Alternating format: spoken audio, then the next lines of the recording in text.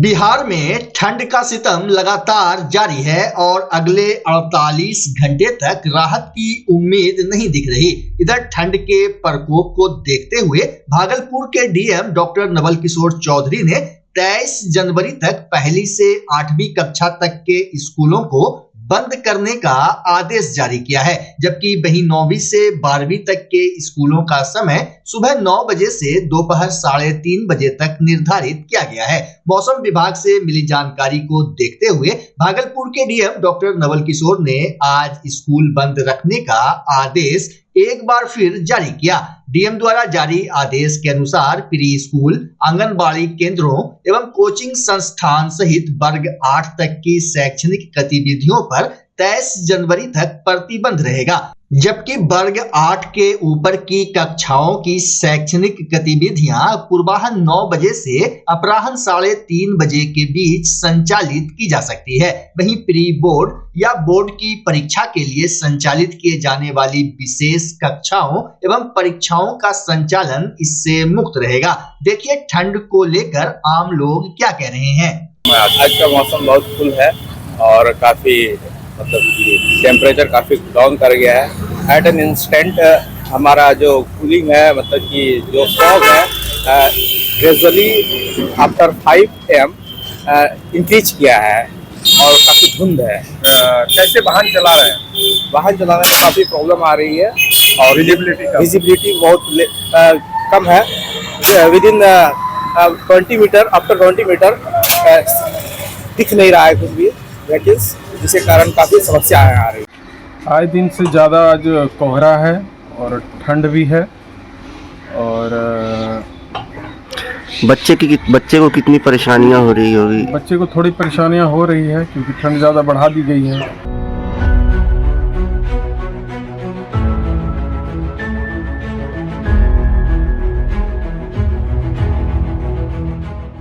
बिहार के भागलपुर जिला में इन दिनों कोर्ट के आदेश के बाद कुर्की जब्ती, वारंट और इश्तेहार चिपकाने का सिलसिला जारी है। अब इस एक्शन को बिहार में ईडी और सीबीआई की तर्ज पर कार्रवाई भी कहा जाने लगा है। हालांकि इसके पूर्व ऐसा अनाउंस करके नहीं हो रहा था।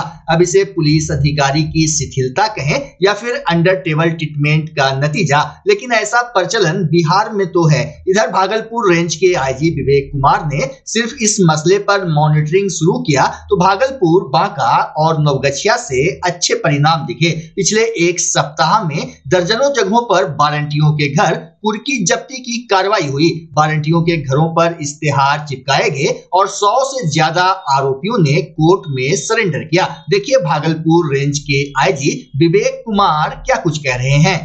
ये वारंट के संदर्भ में तो अभी आपको बताया ही है कि लगातार एस ड्राइव से कई हज़ार वारंट्स के निष्पादन हुए हैं, कुर्कियाँ हुई हैं, इश्तेहार मिला हुए हैं और बहुत अभियुक्तों के द्वारा माननीय न्यायालय के समक्ष उसमें सरेंडर करके रिकॉल भी दिए गए हैं।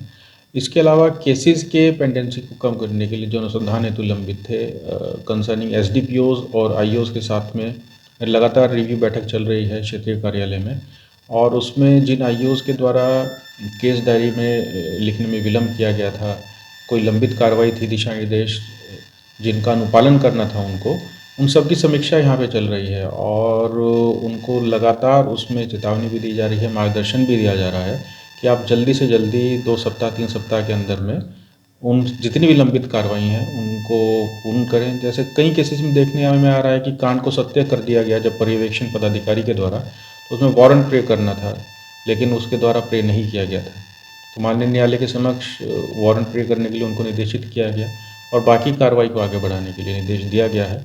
कई जगह पर प्रोग्रेस हुई है, लेकिन अभी जिस तरह से समीक्षा चल रही है हमें उम्मीद है कि जल्दी आगे अच्छी से अच्छी हम लोगों को सफलता मिलेगी। केसेस के डिस्पोजल में भी हम लोगों को करीब इम्प्रूवमेंट देखने को मिला है, लेकिन पूरी तरह से 1 से 2 महीने के अंदर में जो अपेक्षा हम लोगों को है ज़िलों से, उस पर ही जाके हम लोगों को सफलता मिलेगी। अगर मॉनिटरिंग स्ट्रांग रहता है और मॉनिटरिंग के द्वारा जो हमारे थानों की कार्यशैली है उसको हम इफ़ेक्टिव कर सकें, प्रभावी ढंग से इश्तिहार का तामिला हो, कुर्की का तामिला हो, तो कानून के राज की स्थापना में उसमें काफ़ी हेल्प मिलती है और समाज में एक मैसेज जाता है कि जो भी कानून तोड़ेगा उसको कानून के समक्ष आना होगा और जो भी कानून के द्वारा सज़ा प्रदत्त की जाएगी वो उसको लेनी होगी।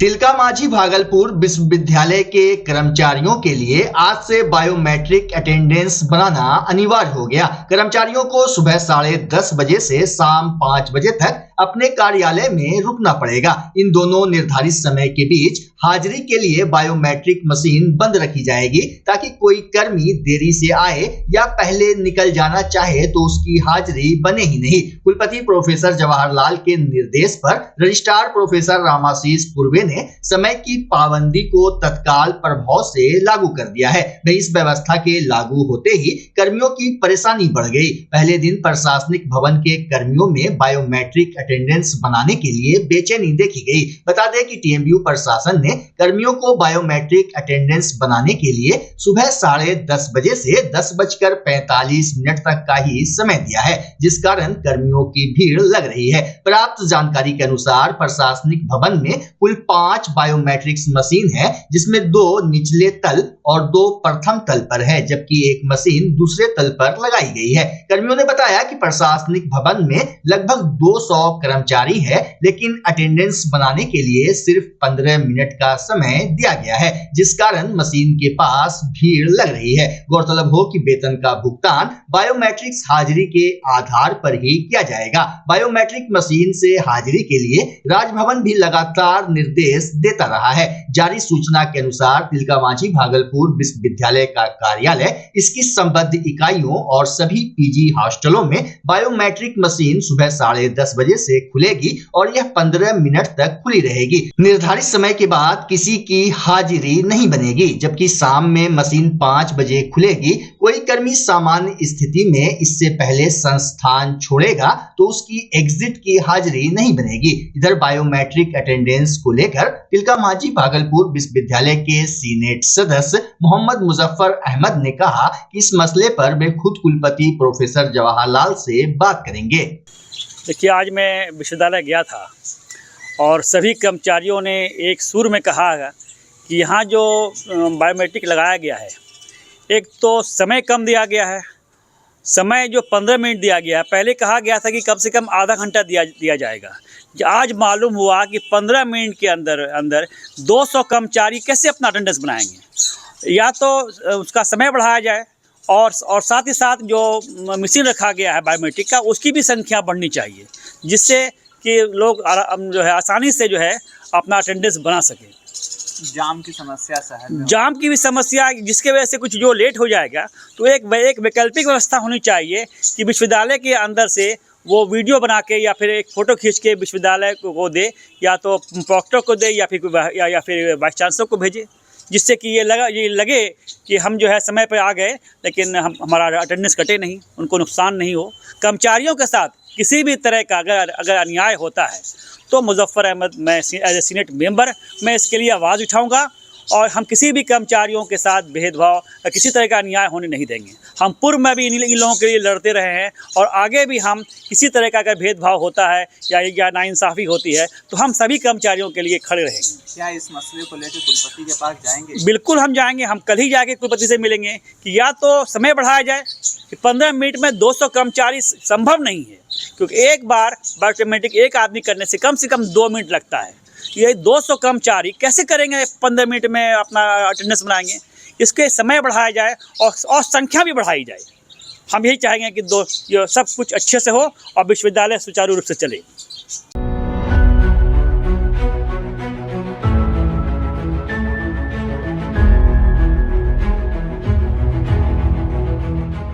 उत्तर प्रदेश के प्रयागराज महाकुंभ मेला की शुरुआत 13 जनवरी को हुई। आज 9वां दिन है। आज भी गंगा स्नान के लिए घाटों पर भक्तों की भीड़ जुटी रही। बता दें कि 20 जनवरी को करीब 54 लाख लोगों ने संगम में डुबकी लगाई। वहीं 13 जनवरी से लेकर अब तक 8 करोड़ श्रद्धालु स्नान कर चुके हैं। 21 जनवरी की सुबह कुल 10 लाख से अधिक कल्पवासी मेले में पहुंचे। बता दें कि कड़ाके की ठंड के बावजूद श्रद्धालुओं के उत्साह में कोई कमी नहीं दिख रही है। प्रतिदिन लाखों की संख्या में श्रद्धालु प्रयागराज पहुंच रहे हैं। पूरे महाकुंभ मेला क्षेत्र में भक्तों का तांता लग रहा है। देश के विभिन्न प्रांतों से आए श्रद्धालुओं और विश्व के अनेक देशों से आए श्रद्धालुओं ने पवित्र संगम में स्नान किया। पूरे देश की विविध संस्कृतियों की झलक महाकुंभ नगर में देखने को मिल रही है। बिहार के वैशाली, भागलपुर, पटना, मुंगेर, बांका और सहरसा जिला से भी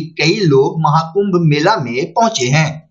आप आए वैशाली जिला बिहार, किस उपलक्ष्य में यहाँ है? महाकुंभ 144 वर्षों के प्रांत में यह बहुत ही सौभाग्य की बात है जो हम लोगों को दृश्य देखने को मिल रहा है। आपका परिचय? राष्ट्रीय बजरंग दल जिला अध्यक्ष वैशाली, प्रभात सिंह। आप लोग कहाँ से आए हैं स्नान करने यहाँ पे? हम लोग वैशाली जिले पाते से सभी लोग आए हैं। किस उपलक्ष्य में यहाँ पर आए हैं? ये जो प्रयागराज में महाकुंभ लगा है 144 वर्षों के शुभ संयोग के बाद, उसी के शुभ अवसर पर सभी भाई यहाँ महाकुंभ में स्नान करने के लिए आए थे। और भी श्रद्धालु जो यहाँ आना चाह रहे हैं उनको क्या संदेश देना चाहिए? हमारा यही संदेश है कि इस तरह का अद्भुत सहयोग 144 वर्षों के बाद लगा है, ये पुण्य की बात है। सभी लोग, पूरे दुनिया के लोग यहाँ पे आए हुए हैं और आप सभी भी आए, सादर आमंत्रित हैं। आपका नाम? जय श्री राम। मेरा नाम राजू सिंह, पातेपुर। आप लोग यहाँ किस उपलक्ष्य में आए? हम लोग यहाँ एक ये इतिहास का सबसे बहुत बड़ा महत्वपूर्ण आज दिन है जो हम लोग हर हिंदू के लिए एक बहुत बड़ा विषय है। हर हिंदू को मैं सादर आमंत्रित इस महाकुंभ में आमंत्रण करता हूँ, जहाँ पर करोड़ों श्रद्धालु यहाँ डुबकी लगाए हैं इस महाकुंभ में, प्रयागराज के महाकुंभ में। और मैं सभी श्रद्धालुओं को सादर आमंत्रित करता हूँ जो ये 144 वर्षों के बाद यहाँ जो बना है, और ये हम लोग के लिए संजोग है, हिंदू के लिए एक बहुत बड़ा उत्सव का त्यौहार है जो इसको हम लोग माँ गंगा के डुबकी में, ये संगम जो जहाँ गंगा, जमुना, सरस्वती तीनों का जो संगम होता है वहाँ हम लोग डुबकी लगाते हैं और यहाँ हम लोग पुण्य के भागी होते हैं। जहाँ एक मोक्षदायिनी यहाँ पर माँ गंगा का एक बहुत बड़ा भव्य तीनों का संगम होता है, वहाँ पर सभी श्रद्धालु आए और माँ गंगा से मैं यही आराधना करता हूँ। सभी लोगों को स्वास्थ्य की कामना और सुरक्षित का कामना करता हूँ। जय श्री राम। माँ गंगा। आपका परिचय? मैं चंदू कुमार, मैं हिंदू युवा दल से आता हूँ और लगभग सभी संगठनों के साथ हम लोग का अपना बना हुआ रहता है। जय श्री। इलेक्ट्रो होम्योपैथी के जन्मदाता कॉन्ट सीजर मेटाई हैं। उन्होंने 19वीं सदी में इस चिकित्सा पद्धति का आविष्कार किया था। यह पद्धति प्राकृतिक पौधों के सार और उनके ऊर्जा प्रभाव पर आधारित है। कॉन्ट मेटाई का मानना था कि यह पद्धति शरीर की आंतरिक ऊर्जा को संतुलित करके बीमारियों का इलाज करती है। वहीं आज उनके सिद्धांत पर चलकर डॉक्टर सफल इलाज कर रहे हैं। बीते 11 जनवरी को इलेक्ट्रो होम्योपैथी के जनक डॉक्टर कॉन्ट सीजर मेटाई का जयंती समारोह इडमा बिहार एंड झारखंड के बैनर तले देवघर के टाउन होटल में मनाया गया, जिसमें भागलपुर के डॉक्टर बलराम चौधरी भी शामिल हुए। डॉक्टर बलराम ने बताया कि कॉन्ट सीजर मेटाई का जन्म इटली के बोलंगना प्रांत में 11 जनवरी 1809 ईस्वी को हुआ था। साथ ही उन्होंने इलेक्ट्रो होम्योपैथी का 1965 ईस्वी में इजाद कर पूरे विश्व में इस पैथी को स्थापित किया। शरीर में लिम्फ और ब्लड असाम्यावस्था से साम्यावस्था में लाने की प्रक्रिया को इलेक्ट्रो होम्योपैथी कहा जाता है। इस दवा से स्थायी डिजीज एवं गंभीर बीमारियों के सफलतापूर्वक इलाज करने के लिए 114 प्लांट से बनी हुई 38 दवा द्वारा बॉडी के ऑर्गन सिस्टम का इलाज किया जाता है। सुनिए क्या कुछ कह रहे हैं इलेक्ट्रो होम्योपैथी के डॉक्टर बलराम चौधरी। दरअसल ऐसा है कि डॉक्टर कॉन्ट सीजर मेटाई जो इलेक्ट्रो होम्योपैथी के जनक हैं, उन्हीं का जन्म दिवस मनाते हैं, हर साल मनाते हैं। और ये हम पूरे बिहार में एक ऐसे जगह का सेलेक्ट करते हैं जहाँ के सभी लोग आ पाएँ। हम लोग इस बार जो डॉक्टर काउंट सीजर मैटी का जयंती मनाए थे 11 जनवरी को, वो मनाए थे देवघर में। और देवघर में आई टाउन एक होटल है, उसी में बिहार एंड झारखंड से लगभग दोनों कंबाइन रूप से इस बार हम लोग जयंती मनाए थे। उसका उद्देश्य रहता है कि लोगों में एक जागरूकता हो कि भैया ये कहाँ की पैथी है और ये किनके द्वारा ईजाद किया गया है।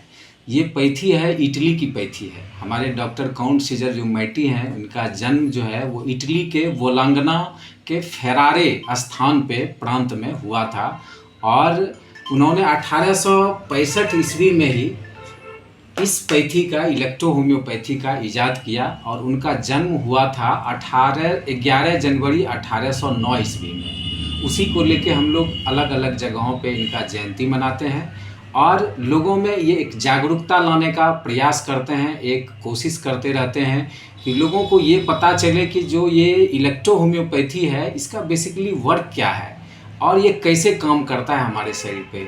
उसको लेके हम लोग थोड़ा छोटा छोटा कार्यक्रम कराते रहते हैं, यही उद्देश्य है।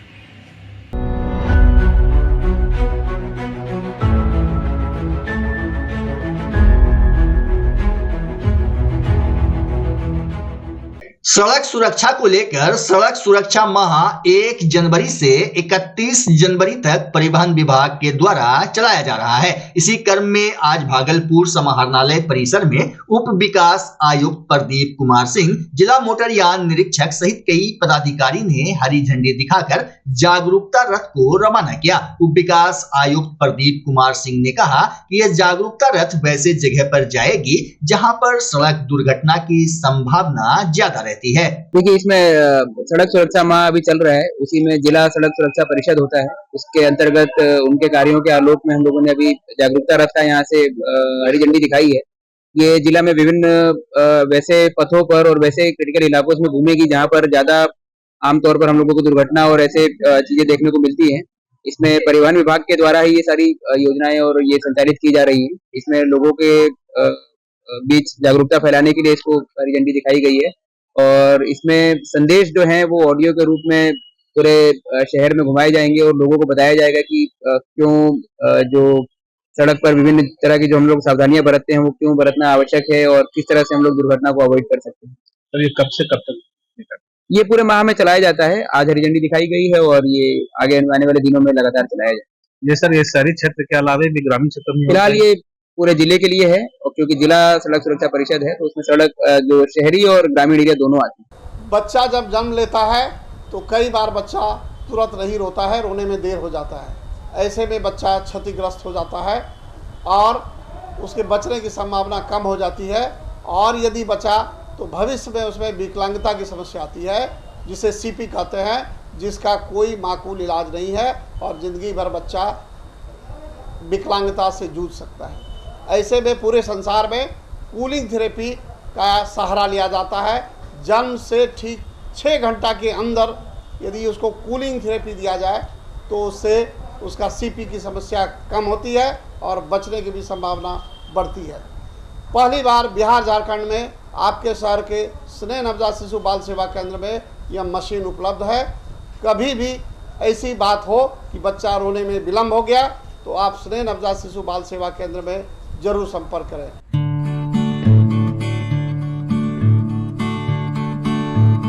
घर शिफ्ट करना हो या ऑफिस रीलोकेट करना हो, मेक माई शिफ्ट के साथ अपने सामान को सुरक्षित पहुंचाइए कहीं भी कभी भी। मेक माई शिफ्ट देते हैं residential and office relocation, long distance relocation, heavy machine shifting, packing and moving, international and intercity moving, car transportation जैसी ढेरों best services. Make my shift packers and movers. For bookings call 8298-181-018 या log on करें www.makemyshift.in। Rinku LED bulb, एक बार लाओ और चलाते ही जाओ। हमारे एलईडी बल्ब्स है क्वालिटी में नंबर 1 और एनर्जी एफिशिएंट, जो रखे एनवायरनमेंट और आपके बिजली के बिल दोनों का ख्याल। रिंकू एलईडी बल्ब के साथ एनर्जी बचाओ और बिल घटाओ। ये है पावर सेविंग लाइट जो चले लंबे समय तक और रखे आपके घर को रोशन। हमारे यहाँ एलईडी लाइट्स मिलते हैं एक व्यापक रेंज में जो आपकी हर जरूरत को पूरा करेगी। लेकिन यही नहीं, हमारे एलईडी लाइट सिर्फ चमकदार नहीं बल्कि एनवायरनमेंट फ्रेंडली भी है। है तो आज ही लाओ रिंकू LED बल्ब और पाओ 1 साल की वारंटी का भरोसा। रिंकू LED बल्ब्स, नई जनरेशन के स्मार्ट बल्ब्स। आज ही संपर्क करें 8651063786 या मेल करें rinkooledbulb@gmail.com। हमारा पता असाननपुर, भागलपुर, बिहार 812002।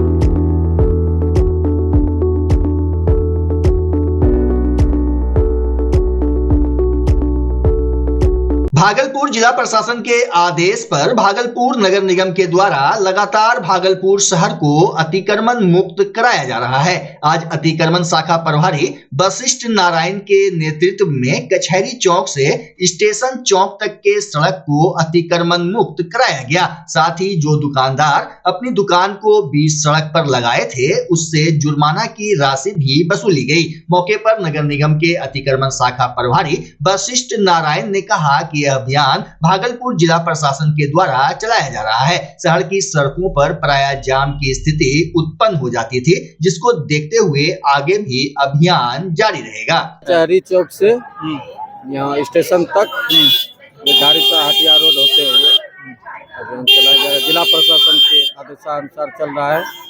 फाइन भी काट रहे हैं। हाँ। क्या अपील करना चाह रहे सर लोगों से? यही लोगों को अपील करना चाह रहे हैं कि वो रोड और नाले पे दुकान नहीं लगाए, अन्यथा लगाएंगे तो उस पर कानूनी कार्रवाई होगी।